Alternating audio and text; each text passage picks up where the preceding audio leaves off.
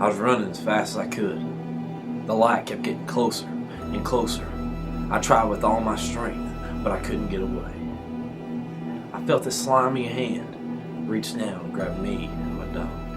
2 days before the event, me and my dog Ralphie, we drove down to the market. I bumped into this large sunburned fella, and he asked me, he said, "Did you see those lights off Windy Lane?" I said, "No, sir. I live off Chestnut." That night, me and Ralphie had to walk down to my buddy's house off Windy Lane.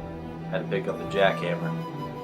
Once I arrived, he handed me the jackhammer and he said, "Hey, you be careful out there. There's been a lot of weird stuff." I was like, "Hey man, ain't nobody gonna mess with me. Holding a jackhammer." About a mile and a half down the road, I noticed Ralphie's legs began to shake. So I unstrapped the jackhammer from his back. Told him I'd take over for the rest of the way. About 2.5 minutes later, me and Ralphie were taking a break on the side of the road.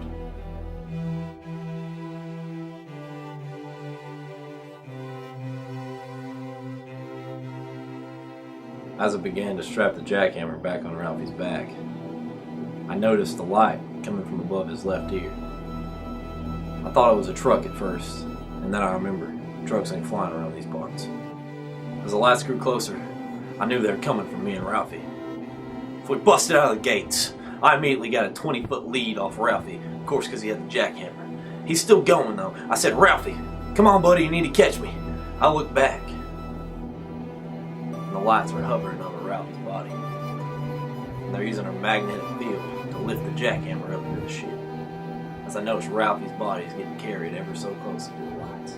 I said, "Hey, that's my best dog you got there." I began to run, and I grabbed Ralphie's leg. I started screaming with all my might. I said, "Help! Help me!" As I woke up strapped to a table, I was confused as Columbus. I noticed me and Ralphie were both naked and hairless. I began to assess the situation by looking around the room, looking for any exits or any signs of life. I was unsure of where I was, and me and Ralphie were alone. About an hour passed when a passageway opened and 3 small dwarf aliens arose from the smoky fog. They were making these weird sounds. As the 3 aliens moved towards Ralphie's table, I noticed a jackhammer sitting in the corner. Once they began to lay their hands on Ralphie, he began yelping, "Yelp, yelp."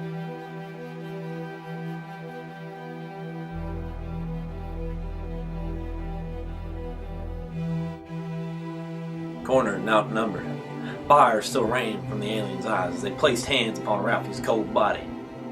I dropped the jackhammer. I said, "Hey, alien boys, come get you some." Once they began to charge, I got down on my ninja stance. I hit the right one with a right hook.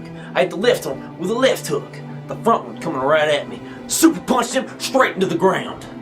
2 were coming at me from far angles. I grabbed both of them, squished their heads together. Then there was 4. 4 left.